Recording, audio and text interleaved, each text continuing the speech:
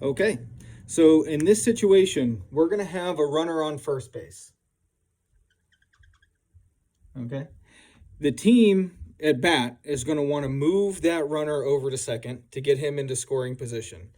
And if they want to do that through a bunt, what they're going to want to do is to bunt the ball to first base because they're giving this batter up. And by bunting it to first base, it creates complexity and potentially confusion because who's going to field it and who's going to cover first base.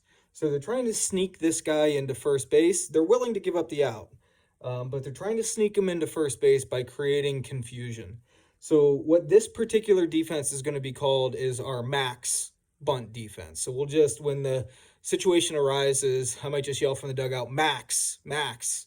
Now I know we have a couple maxes on our team, so I might say max bunt or max bunt defense. It doesn't matter if the other team knows what it is.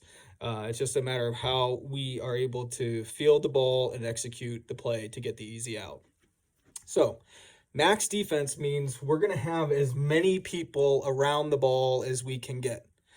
All right, so that means when the ball is pitched, the first thing that's going to happen is the first baseman is going to come charging down the field and cover the first base line.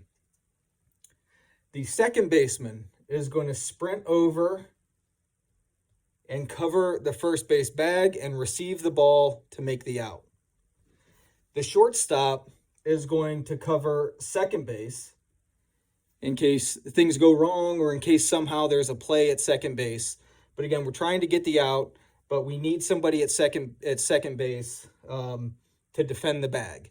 So like I said, in case there's a play at second, or maybe this guy overruns second base and leaks out a little bit, and we can throw behind him and get him out. But it's important to have somebody there. Now, the third baseman is also going to be charging on the pitch, okay?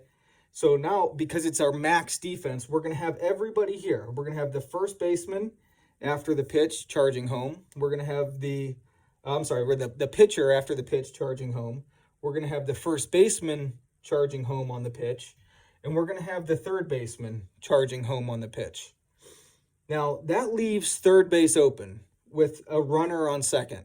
And that's potentially a dangerous thing. So what needs to happen is that one of these two guys, the pitcher or the third baseman, after we understand where the ball's been bunted, needs to hustle back and cover third base, okay?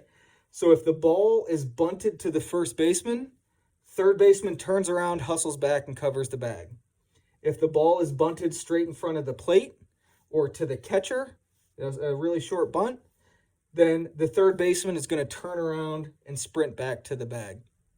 If they mess up for the batter wants to bunt it to the first base line, but if he accidentally bunts it to the third base line and the third baseman fields the bunt, the pitcher needs to hustle over and cover third base. If we don't do this, then this person on third who's advanced to second on the bunt can just keep going uncontested and make it all the way to third base.